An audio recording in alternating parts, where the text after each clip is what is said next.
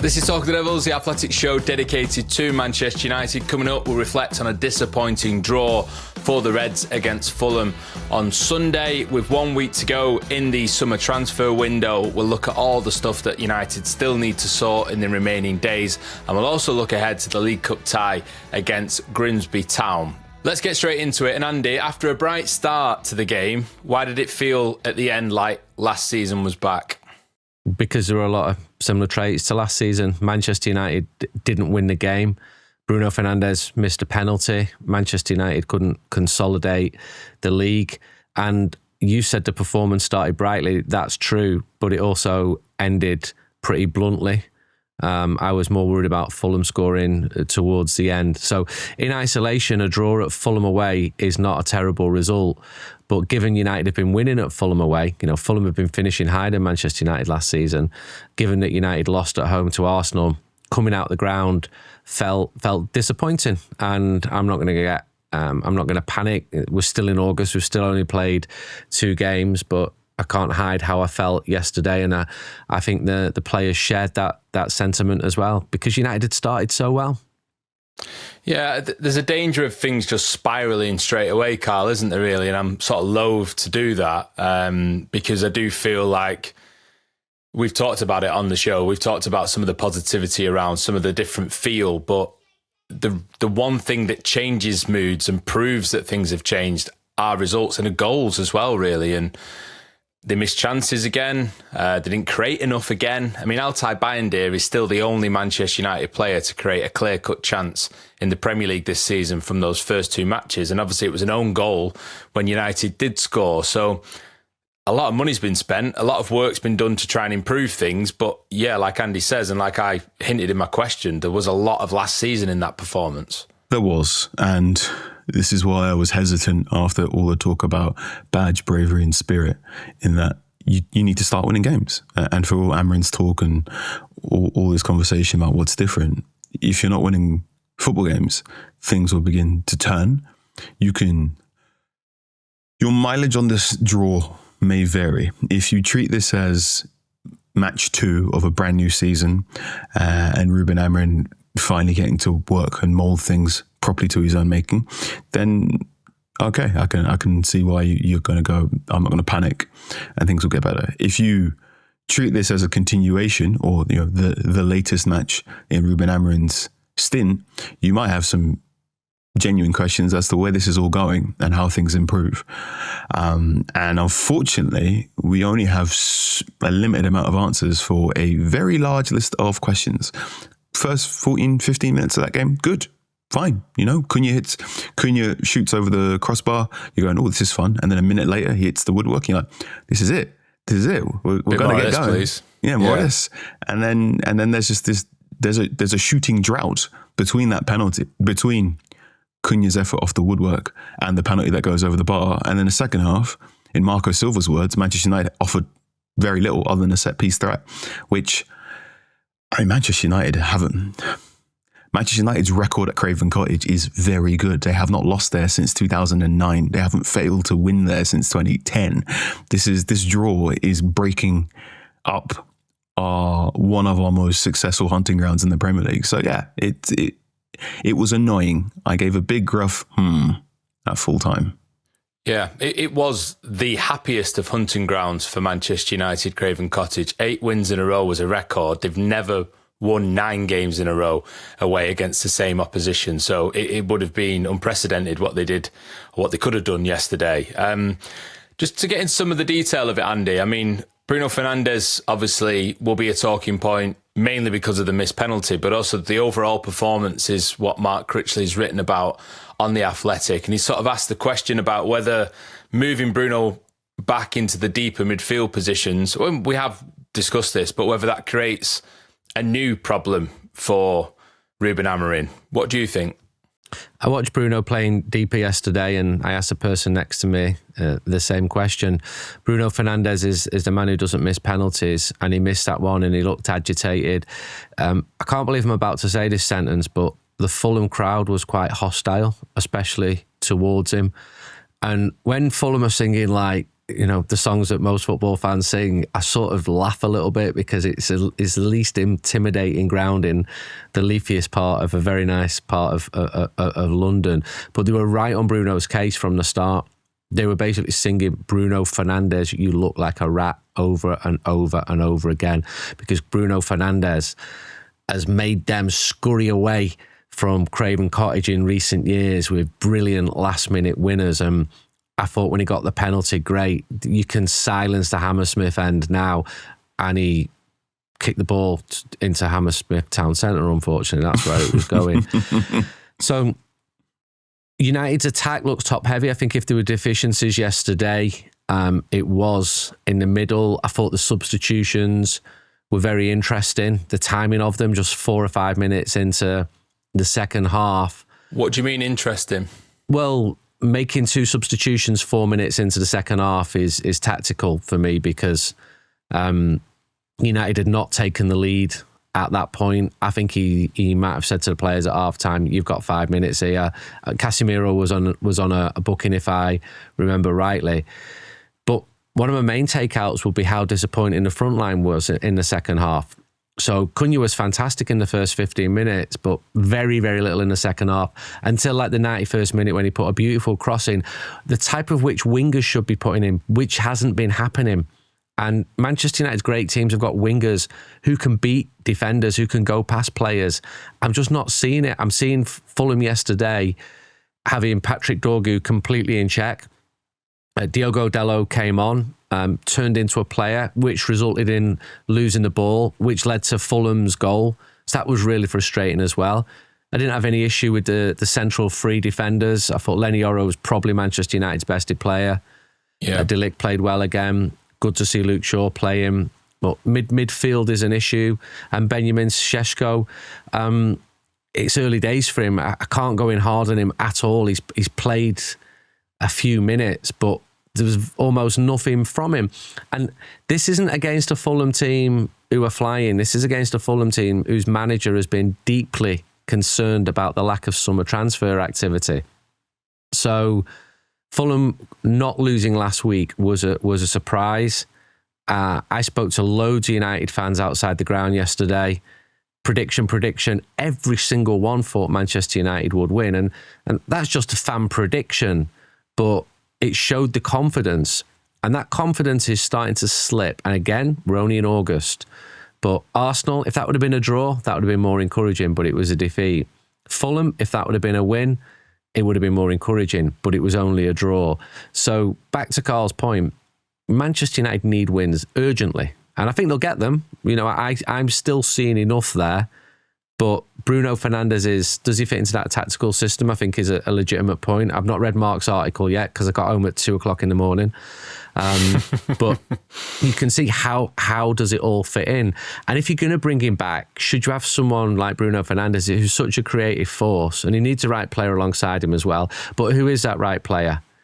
Ugarte came on, made 3 interceptions in about the space of a minute. But aside from that, let's see with him.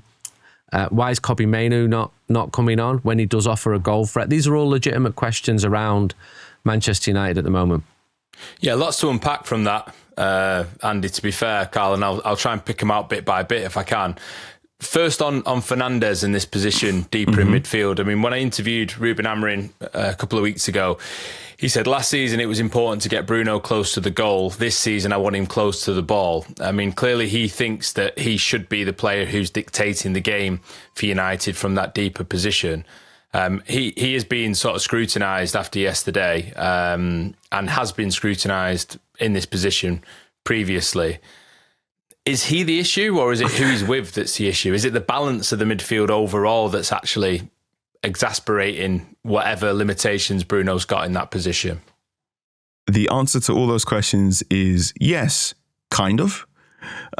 So is Bruno Fernandes the issue? Yes, kind of. Because he's a number 10. He's not a box-to-box midfielder. And while he has improved while playing in deeper midfield, and I've brought up the 2-2 draw against Anfield where you're like, where was this? He still has a natural inclination to try and get forward and get into those 10 positions.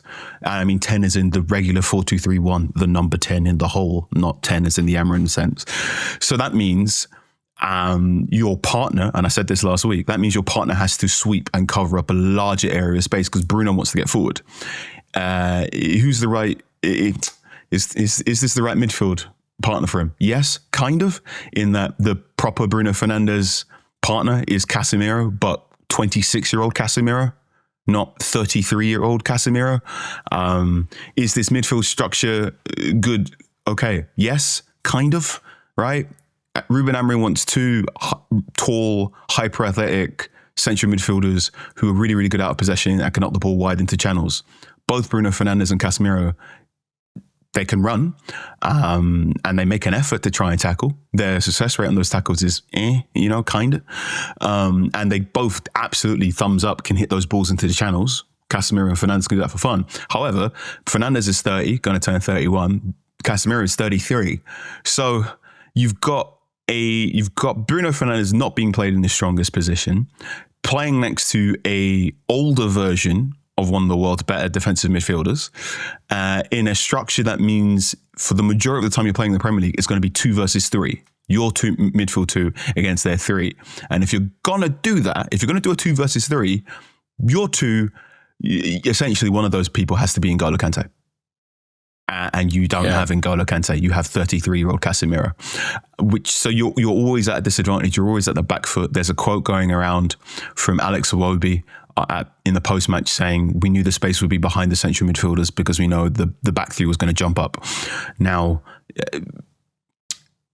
the good thing is that De Ligt and the back three were good at jumping up. And I think this is something that's impressed me so far, is De Ligt especially has got his timing as I'm going to move forward now and stop you from getting moving is good. And for all the quotes about Marco Silva saying it was simple to play this way, or it will be saying it was simple to do this, Fulham didn't actually create that much. Okay, so no, that's kind of good. Even though Fulham claimed they figured you out, you didn't actually concede that much. The concern is if Fulham know how to figure you out, what's going to happen when the bigger top 6 clubs do the same thing but have better attackers? Are they going to be able to create more? So midfield is going to be a problem for Manchester United because midfield's always been a problem for Manchester United, and I've been screaming and shouting about this since Michael Carrick hung up his boots. It's a personnel problem. It's a personnel problem. It's a system problem. It's an athleticism problem. It's not something you can get fixed if you buy one player, because that one player basically needs to have 8 legs, 4 lungs, and not create lactic acid whatsoever. Which is why he wanted Baleba. This is the only reason why he wanted him. The 2 points you mentioned there, Carl, I'll pick up on. The defence is moving up, so they're closing the space between the defence and the midfield. I'm actually fine about those central free defenders. More of a worry about who's playing wide. Ahmad yesterday is a player who can go past a man, but didn't do. Lost possession, then he won it back. So that brings you to the point you made about better Premier League teams with better players. Manchester United should have those better players to go past opponents to create the magic, which they look like they were doing in the first 15 minutes. But when that doesn't happen, when the team are contained, they look really ordinary. And you can see that Mason Mount is trying with his little flicks, and some of them are coming off. I thought he was doing okay yesterday. I can see why he's getting picked. But then you look at the overall picture, you look at the result. Football's decided by results. And if Manchester United are not scoring, I love that ball from Bayende to Cunha, the control, the shot. They just need to be put into a free past the team. And I was thinking, they needed one of those early goals to go in, didn't they? And this is exactly the same sort of stuff that we were saying at times last season as well. United were the team that underperformed their XG the most across the Premier League. So they go and sign 2 of the biggest XG overachievers who haven't scored yet in pre-season or in the early matches. Those players just need something to go in, don't they, to just change it all. Just to go back to something you said before, Andy, on Sesko. He's not really getting the ball, though, is he? To say that, that you don't know what he offered yesterday. He needs he needs to be served, doesn't he? And again, that's another thing from last year, that the number 9's not getting enough service. You know, if he doesn't get the ball enough, then he's going to end up becoming a problem as well, because what's he going to do if he's not getting the ball, you know? He came on in a difficult part of the game, Ian. Manchester United were not playing well. Would have been interesting to see how he would have done in the first 15 minutes when Manchester United were playing well. And then you add in the other factors. New league, it's much faster than any league he's played in before. Fulham have some very physical, strong players, are a well-organised team. They played well. And he got no service as well. So it was just a complete ineffective display from him. I'm not putting it all on him for the reasons that I've just given. No, I think the clamour will start for him to start a game. Or does he start against Burnley? A game that Manchester United Grimsby absolutely need to win. Yeah, I mean, Grimsby's got to be a drama-free night. Manchester United need to win, but they don't just need to win. United need to play well. Fans need to see something. And score some goals. Yeah, and this is against a 4th-tier team as well.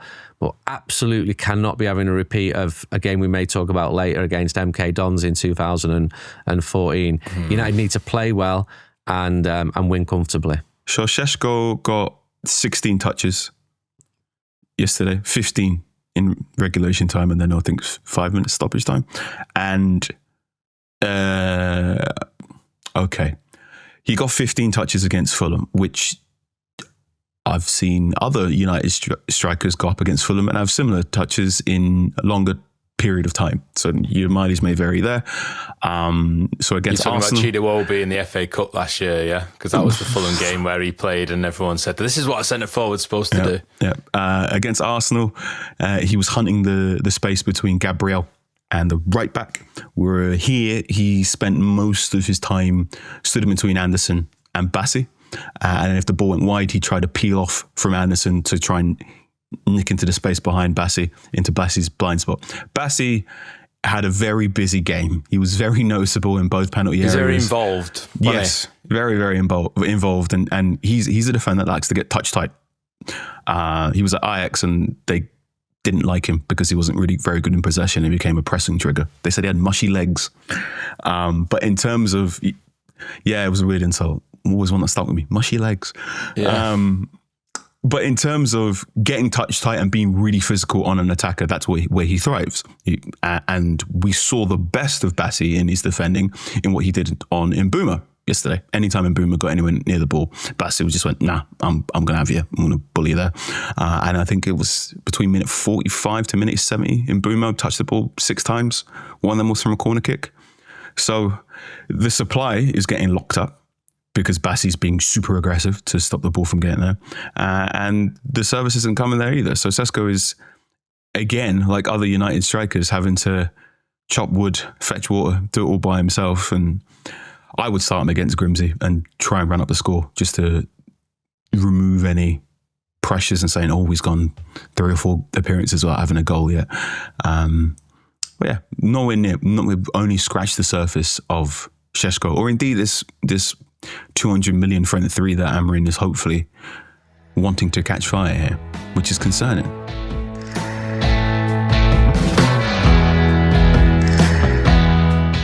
Right, before we go back into the conversation, I need to tell you about Talk of the Devils Live. We are back on tour of sorts in the autumn with 3 shows in October and 2 in November. We'd love to see you there. Thank you so much, everyone who's bought tickets already. There are still some available, so we're in Belfast, October the 12th at Limelight. We're then in Dublin at Vicar Street on October the 13th. And then October the 14th, we're in Cork for the very first time at the Opera House. The next month, we're in Manchester on November the 10th at New Century Hall, and then at Soho Theatre in Walthamstow in London on November the 11th. All the details about how to get tickets are in the show descriptions, and we'd love to see you there. Thank you.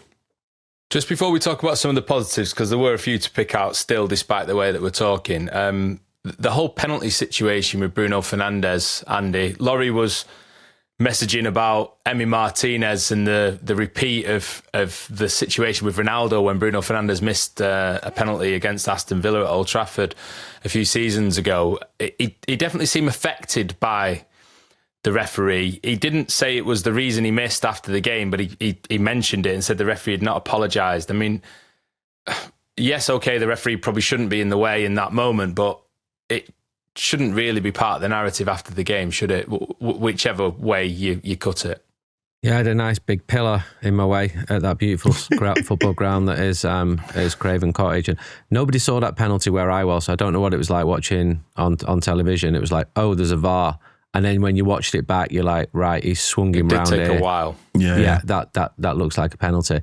I think the word I'd say is agitated before that. It was in front of the vocal home end. They'd been giving Bruno a lot of abuse, as I said, and they were trying to cause a big distraction, and then the referee played his part as well.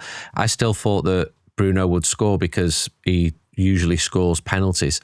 Can count the ones he's missed, hardly any of them, and he just blasted it over. So 5 of 27 in the Premier League he's missed now. Right. I remember one of them being really important. Was it against Villa towards the time of Ole Gunnar Solskjaer's? The one I'm talking about, with Emi Martinez and Ronaldo saying he should take it. Yeah. And I know that was pivotal in a manager losing his job. That defeat, that was the day when I thought, oof, you're not getting away with that one. And the slide was well on them with Ole Gunnar Solskjaer. But if you're a top player, you've got to somehow overcome that pressure and just put the ball in the net. And I was going to say flick the V's to the home fans, but you probably get in trouble for that. You've got to be able to handle the pressure, and it wasn't ideal. I don't know what the goalkeeper was saying to him. Would you say this miss, given the two new signings and Cunha and Mbeumo, who are both good penalty takers? Cunha's not taken that many, to be honest. Okay. I think he only took one Premier League penalty at Wolves from memory. I probably should check that before I spout it as fact, but certainly Mbeumo's record is very impressive. Yeah. So given Mbeumo's record, would you say Bruno's miss on Sunday would have you reconsider who takes the next penalty? This is just me asking you. Yeah. No, I don't think that one penalty taker should knock you out. I'm happy with Bruno as a penalty taker. But there are other options, like you say. I met Cunha the other day, if you want to cheer people up a bit, because I realised it's a bit downbeat. Please, Andy, that's why I was trying to bring it onto positives at some point. I know we know this. He speaks 5 languages. I said, can I try my Portuguese on you? And I said something, he went, don't say that, don't say that. But his English is like flawless. He's a really bright lad, which led to me talking to someone else about how you've got to have a level of intelligence to become a top footballer. That's not necessarily academic intelligence. Mm-hmm. And you can judge intelligence in different ways. But I was just really struck, thinking, this is a smart guy. And I was quietly seething when I asked him which city he was from in Brazil, and I'd not heard of it. And it's a city of 800,000 people, and it's a capital of a state. Oh dear, and Andy, I'd never heard of it. And I'm thinking, Andy, you're losing it here. And then I said, I might go there. What if I go there? But yeah, if you need any help, no problem at all. If you want to speak to people, go in there. It's hard to get to. And then we discussed TAP, the Portuguese airline, and that's all I've got to say about Cunha at the moment. Just start scoring, lad, because I think you're a top player. Yeah, Leny Yoro, Carl. Yes. We need to bring a positive round, don't we? This young lad's performances have been hugely impressive, and that recovery challenge yesterday on Josh King is something I don't think any of the other Manchester United defenders can do at the moment, to be honest. And his positivity with the ball as well. Obviously, he thought he'd scored, bless him. I'll let you tell him that it was about 5 yards wide before it hit Rodrigo Muniz. But I guess when you're going up for a corner, you're not really sure what direction your head has gone in. And it felt like a nice moment for him. I think he would have actually become the youngest United centre-back to ever score in the Premier League as well, if that had counted for him. So maybe that's a target for him to hit in the coming weeks. But yeah, definitely the positive for United at the moment, this lad. Yeah, he's, to my mind, one of the first names on the team sheet. Sky high potential, really, really useful in both boxes. And because he has that recovery pace, and because he's the one most comfortable managing larger areas of space, I think you have to have him in your back three. Something I try to point out in my piece on Ahmad and Mbeumo and how they might work is a lot of the corners from the right-hand side, left in swingers from Mbeumo, sometimes when they do a short corner routine with Ahmad, they do appear to be aimed towards Yoro. So the years of Harry Maguire orbit or Casemiro orbit in set pieces seem to be declining a little bit. And I think you're going to see 2 or 3 more Leny Yoro chances from set pieces this season. Yeah, great player. Love him. Really enjoy that you've got a centre back with a nice little pencil moustache. There was another point after about an hour where he rushed forward and won the ball, and the Fulham fans were absolutely fuming. And actually, they had no reason to be, because he'd done nothing wrong. He won the ball perfectly. The timing was impeccable.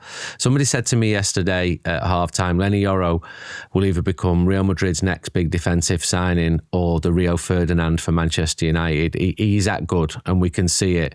I really hope it's the latter, where Manchester United are good enough to fit his talents, because he looks like he's going to be top level, and he doesn't want to be a club that are not winning trophies. So I did a piece on him a few weeks ago for The Athletic. Read it. There's a lot of inside detail in there. He's a really good learner.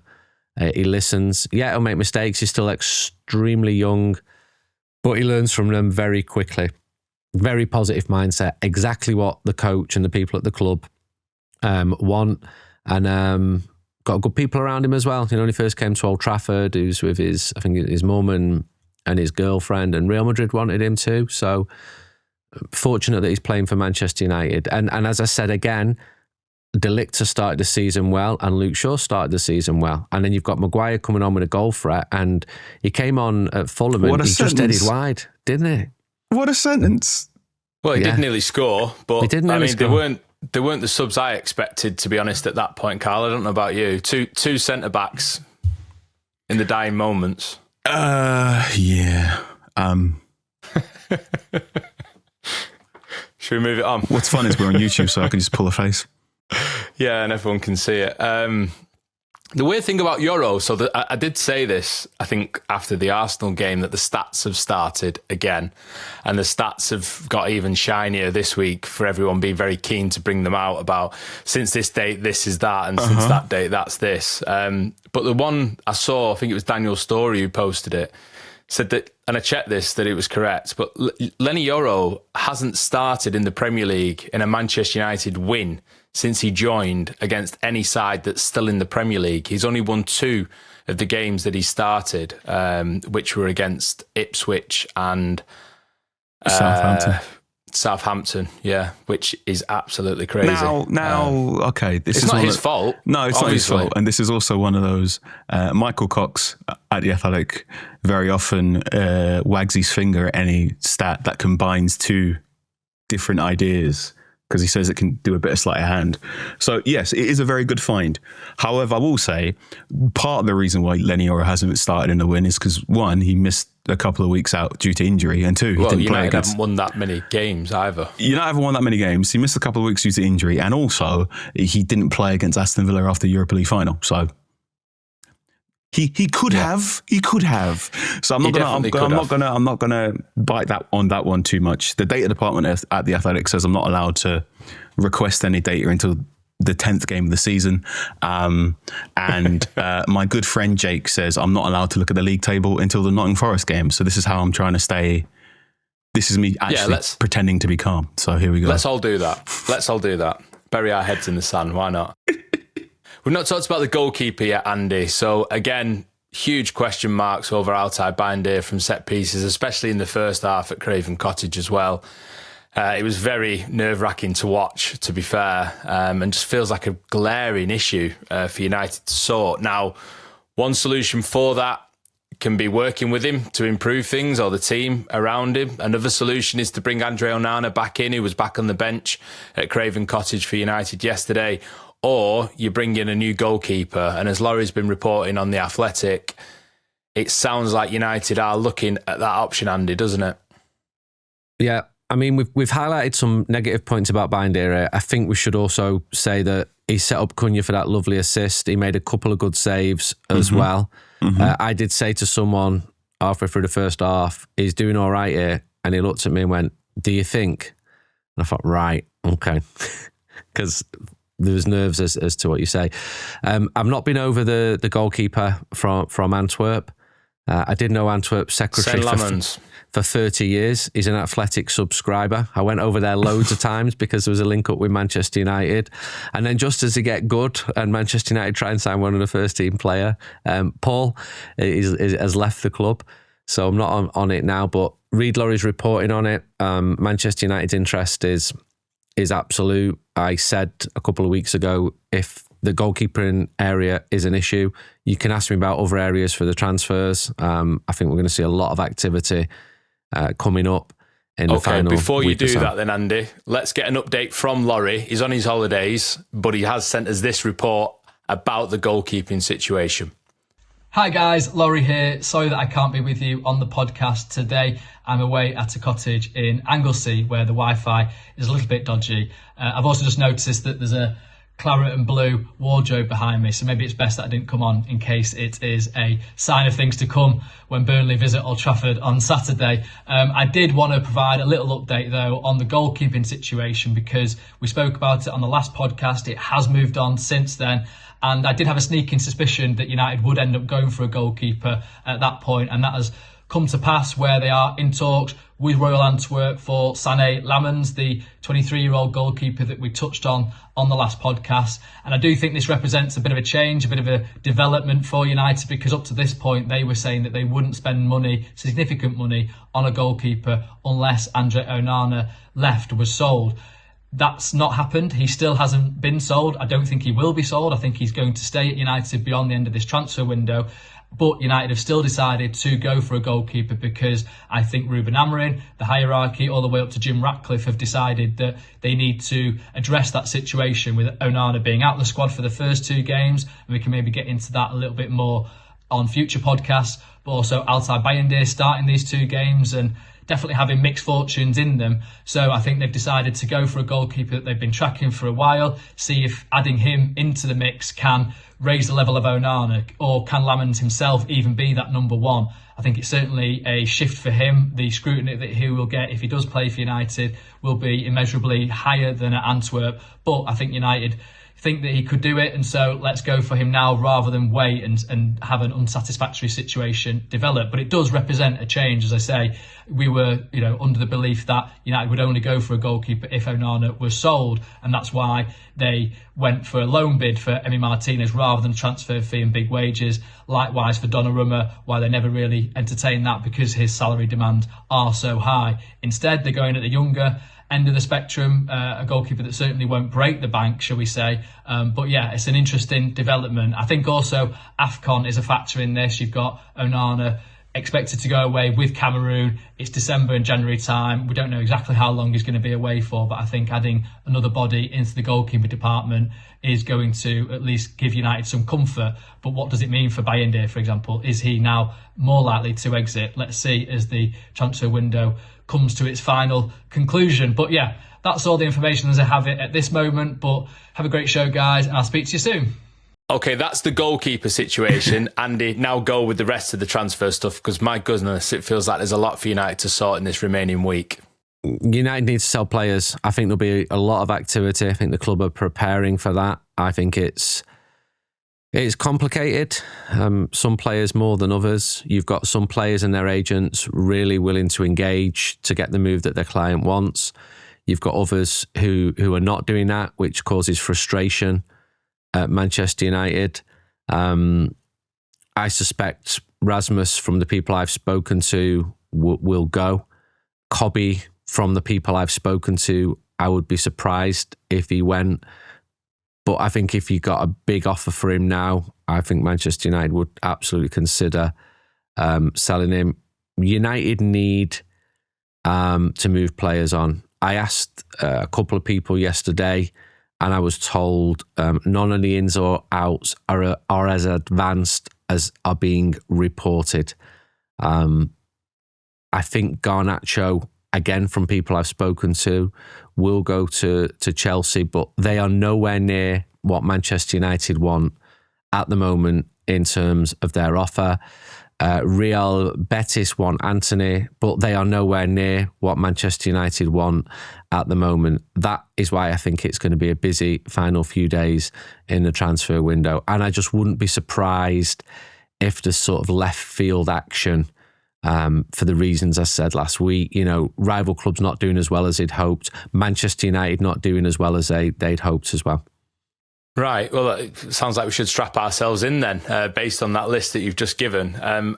In some ways, I can believe United are here, Carl, because like we've spoken about before, having the so-called bomb squad and ostracising players like that is always going to leave clubs trying to get them on the cheap, and United say no, and then it going later and later in the transfer window. But equally, considering we were setting out at the start of the summer transfer window to sort things out, to move players on, it is crazy that they've still not sold a footballer yet for serious money. Obviously, Marcus Rashford's left on loan to go to Barcelona, and it just puts a huge amount of pressure now on in this remainder of the window, and you wonder how that actually manifests itself over the next 7 days. It's going to manifest in a lot of weird and bizarre ways, as Andy said. It's going to manifest in at least one of us in a future podcast, reminding everyone that the Turkish transfer window is open slightly later, and things may still be to play for. Right? There it is. One of us is going to mention it. You already have. So, look, one of the reasons why Manchester United find it hard to sell players is because Manchester United pay well, and even though there are players of usefulness to clubs all over Europe, those wages make it prohibitively hard to get a deal done.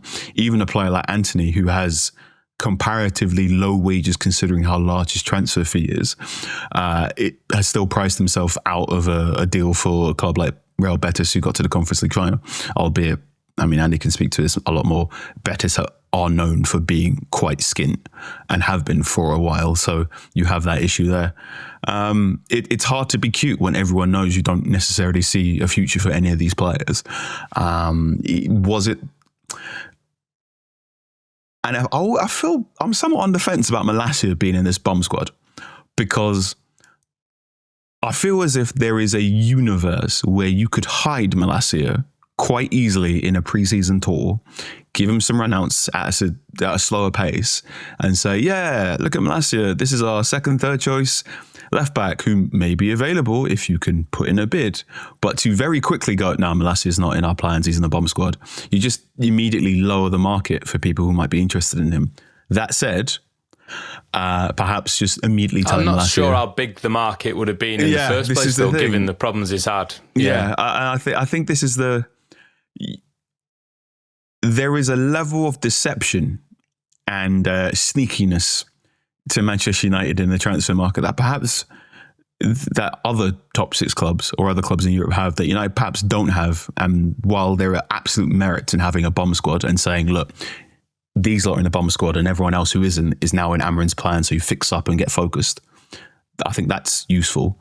But it does mean you have to do a lot of work right towards the end of the window, because once you put a player in the bomb squad, if you're another club that wants that player, you just wait until the last minute because you're looking to get them for cheap. This is the yellow stickers in the supermarket situation. Yeah, it's a good way of looking at it, Carl. Malacia has been training at a wonderful non-league club by himself. He absolutely wants to move. There's a shortage of left-footed players, but his injury record is not good for him. He's ready and raring to go now. I don't think it helped him being close friends with Marcus Rashford. I think that the manager is just like, you're in my plans, you're absolutely not in my plans. Get out of it. And as the manager said, to be fair to him, this isn't an ideal situation. He would have liked all of these players to be doing well for Manchester United, but he's making the moves he feels he needs to make Manchester United great again. And the fans are still supporting the manager. They were still singing for his name at Fulham, but with each week without defeat and the league table looking as depressing as it does, more questions will also arise about the manager. But again, we are really, really, really early in the season. I can see people who were so behind the summer transfers flipping after a couple of weeks, and I just think, be patient. You're not helping. You're not helping with the pressure, which is really high as it is at a club like Manchester United. Last question on transfers, if I can. Do you think United can afford to not sign a midfielder, given the issues that are there? I know it's only early. I know that, it's still being worked on, but they were there last season as well. Do you feel that they can afford to not do business? I mean, I watched Carlos Baleba at Everton yesterday. He had a first half to forget, to be honest. He was hooked at half time. He was giving the ball away, heavy touches, losing possession regularly. Good tactics, Carlos. I like your style. Well, yeah, Fabian Herzl rejected any notion that he'd been unsettled by all the speculation, but there has been a few questions we've had in the inbox about whether he has been unsettled and whether United could return back to it. But the question is whether it's him or someone else. Can they afford to not sign someone to solve these problems? No. This is my blunt answer. I think the biggest difference between capping out between 8th and 12th and hopefully pushing further into the Europa League places is, can you improve your central midfield options? While I think Baleba is very, very, very good, I don't think Baleba is the be-all and end-all and should be the be-all and end-all of your midfielder search. This is not me saying go and pivot and get Wharton, because if Brighton are quoting a very high price for Baleba this late into the window, I'm pretty sure Crystal Palace will be quoting a similar high price for Wharton this late into the window. There are a myriad of very talented midfielders who can tick these boxes, and quite a few of them play in France. I recommend doing that if you can't get Baleba. You know what's interesting? I'd say probably the most positive thing for Amorim and United at this point in time isn't actually what happened at Craven Cottage, but it's the fact that Brighton and Aston Villa lost this weekend too.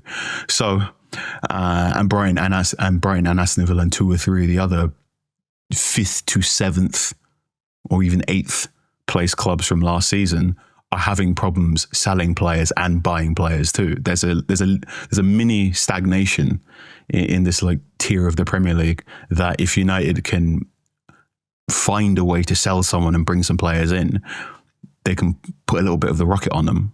But if not, it's going to be quite a difficult season and a holding pattern. This midfield, as Amorim's midfield options right now, are not the most well balanced. And when you are going into a system, when you're playing a system that often requires your 2 midfielders against 3 midfielders from opposition, you're always going to be on the back foot. So they need a body, and it can't just be any body. The idea that you can only spend 50 million on someone who can do a short-term deal, you tried to do it already. That person was meant to be, that was Manuel Ugarte. You do need to make sure if you spend 50 million, it's someone who actually has the mobility, has the progressive passing, can tick a couple more boxes than what you already have. Okay, well, keep your eyes peeled to The Athletic in the remainder of this transfer window for the very latest and what United are doing. Remember, there's our social media accounts as well, at TOT Devils on X, on TikTok and Instagram. If you're watching on YouTube and you've not subscribed yet, why? Hit subscribe. Hit like as well, get involved in the comments. It all helps us to build the channel. So thank you very much for your support as always. And don't forget to click the bell as well so you never miss an episode of Talk of the Devils.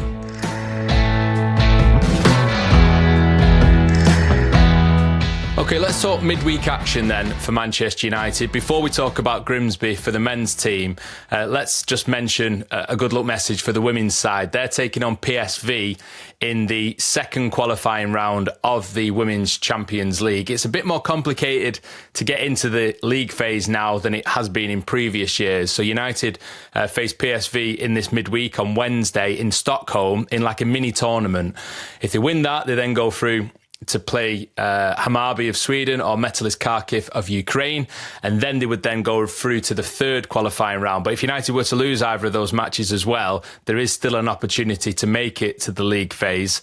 There's been some transfer business over the summer. There's been some interesting sort of movements and talk around the women's side, and we will talk about them ahead of this new WSL season on Talk of the Devils, which begins on the 7th of September against Leicester. But look out for their result in midweek at the weekend, and then there'll be a draw then on Sunday for the third qualifying round. So good luck to Mark Skinner and his side, and keep your eyes out for an update on the women's team on the podcast in the coming weeks. Let's talk about Grimsby then. The first meeting between these two teams in 77 years, since a 1-1 draw in Division 1 in 1948 when Jack Rowley saved a point for Sir Matt Busby's side. And Uncle Charlie, Andy, was in the team, wasn't he? Yeah, I met a man at Fulham, Digger, who was at the game yesterday. He went with Digger his dad. was? Yeah, he went with his dad, age 7, on a coach. My dad had a great time with Digger in Bilbao. Yeah, he's a top fella. I said, what do you remember about Grimsby? He said, fishing boats. Amazing that these people are still alive, and Digger's always great company. So Grimsby Town, huge game for them. One of the they don't actually play in Grimsby. One of the few clubs, maybe the only club who don't play. Cleethorpes, is it? Yeah, they play in Cleethorpes on by the Humber Estuary. Great for fish and chips. Top ground, sort of 8,000 or 9,000 all-seater, very traditional English football ground with the floodlights. They're unbeaten this year. They're managed by Dave Artell. He used to play for Morecambe. And when Morecambe came up in 2007, I was invited by the manager, Sammy McElroy, to go access all areas at the club, and I had a really good chat with Dave Artell, who was one of their players, and got a really nice piece, and was pleased that Morecambe have stayed in existence. And 10 years later, Dave Artell was the crew manager, and I went up to him after a game at Plymouth Argyle, said, "Hi Dave, how are you?" He didn't have a clue I was. Oh well. Maybe you can reintroduce yourself at Blundell Park on Wednesday. Yeah, I would if I was going. I'm not going. Oh, you're missing this? I can't believe that. Yeah. Wow. I have been to Blundell Park. I was in the away end at Stockport County. My brother was a young pro at Stockport 10 or 12 years ago. But no, I've been on the road for 11 days, and not unreasonably, my wife said, you need to spend some time with your family. Well, just to make you maybe a little bit more disappointed about missing out on this game, we had a lovely message from Harry, who was sort of talking up Grimsby's credentials. Is a podcast listener, a Manchester United fan who lives in Grimsby. He said he couldn't be more excited for the draw, which, I can imagine there's a lot of excitement in Grimsby for this. And he said, I thought it was worth mentioning that Grimsby were one of the teams involved in the record attendance at Old Trafford. It was the 1939 FA Cup semi-final. Andy, what was the attendance? It was top end 76,000 because... Would you like to put a number on it? I would guess at 76,900. 900 and... Really? Yeah. 76,900 and... Complete guesswork. 35. 62. Very close. My goodness. Not bad at all. So United, before the reduced the capacity at Old Trafford a couple of years ago, were getting 76s, but they could never quite get to beat that crowd which Grimsby Town once got at Old Trafford. I love these statistical quirks. I'm glad that it's an away draw at an interesting place. It's a really hard ticket. It's good for the hardcore fans who can get a ticket, who can go there. United, as I said earlier on, there needs to be no drama, but it's good for Grimsby. They've had a rough time. They went down into non-league. I think Polly is their CEO. She was in charge of Manchester United's women's team a couple of years ago. Yeah, so there are a few links and a couple of players with connections to Manchester as well. Yeah, it was a 5-0 defeat for Grimsby against Wolves for that FA Cup semi-final. Harry had more for us as well. One for Andy. Blundell Park still has the oldest floodlights in the world, bought from Wolves, who invented them. They're still in use today. Now, I did a bit of research on this, and there is a lot of arguments about what are actually the oldest floodlights. They were certainly made popular by Wolves in the 1950s, and they hosted some glamour friendlies against international teams and foreign sides to showcase Molineux and play games under the lights, which was all very exotic and very fancy at the time. But apparently Arsenal had lights on a stand in the 1930s, and actually Southampton's Dell Ground was the first with permanent floodlights in the 1950s. So I'm not sure if Harry's stats are quite there, but either way, they're very old, the floodlights at Blundell Park, Andy. Yeah, I think there's lots of versions of the truth here. People were experimenting with floodlights for 50, 60 years before they became the norm in the 1950s. And it was only at Molineux that they worked out that you could have these huge pylons which could sufficiently flood light. The pitch, and Wolves were an amazing team during the 1950s. So imagine those gold shirts under floodlights for the first time. Yeah, Wolves were the unofficial world champions. They were a top team. It was this period. They beat Honved, didn't they, under the lights? Yeah, so. I think Manchester City fans would say they had the biggest floodlights, and that was something they wore with great pride. Good song, that. Leeds United used to have massive floodlights. Manchester United held a friendly game to mark the floodlights being disbanded at Old Trafford in about 87, 88 against a Brazilian team. I remember going to it. The lights have gone out on the Wi-Fi just as he's talking about this. yeah. We've spoken enough about floodlights. I will say finally, I love a game of football under floodlights, especially when you walk into the ground and you've got them pylons shining down on where the action will be. It's wonderful. Yeah, so even more gutted to be missing Wednesday night at Blundell Park. Carl, who'll play? Full strength, I reckon.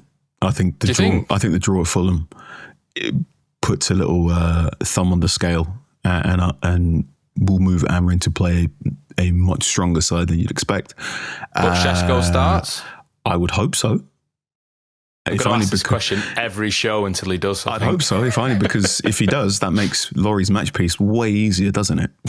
But yeah, a strong team. It puts a little bit more pressure on this game, doesn't it, at the start of the season? Then, of course, on Burnley, then at the weekend, United need to find some momentum. It is the first time that United have played in the second round of the League Cup since 2014. It's basically because United are not in Europe for the first time since 2014. And it does bring up the memory of a infamous 4-0 defeat to MK Dons in the second round of the League Cup, which is probably one of the biggest shocks in Manchester United's Cup history, to be honest. Looking back at the team from that day as well, Andy, it's remarkable how many players never played for United again after that match. It's basically a line in the sand for Van Gaal. And with a week left of the transfer window, 6 players never played again from the starting 11. 2 more never started a game again. Quite a few of them left the week after. And there's only really David De Gea and Johnny Evans who had any sort of Manchester United career after that game. Let's not have a repeat of that, please. Absolutely not. And you find out in the years after, you're always piecing the jigsaw together. And I met Daley Blind, and he said, yeah, I had a call off Louis van Gaal because the team had lost by 4 goals to a 3rd division team, which was obviously MK Don, saying, you must join us now. Now, we need you now. So you can see he was selling everyone, basically, looking at this. Yeah. You can see how the managers are working. That was a horrendous result for Manchester United. And not only, it came off the back of other bad results because United didn't win one of the first 3 league games. There are scary parallels with this season. It's not as bad this season. But that was 14-15. Last time United didn't play in Europe. The season did turn around. United did finish in the Champions League place. United went unbeaten from, after that very, very famous Leicester City game. They had a really good run right until the new year. So there were a lot of positives, and I hope there will be this season. Just a little bit less as optimistic as I was that season, because when Di Maria and Falcao signed, I'm like, whoa, this is going to be amazing. Di Maria and Falcao benched by Marouane Fellaini and Ashley Young towards the end of that season, and it worked. It did work, didn't it, for a few games? I remember that, little triangles on both sides.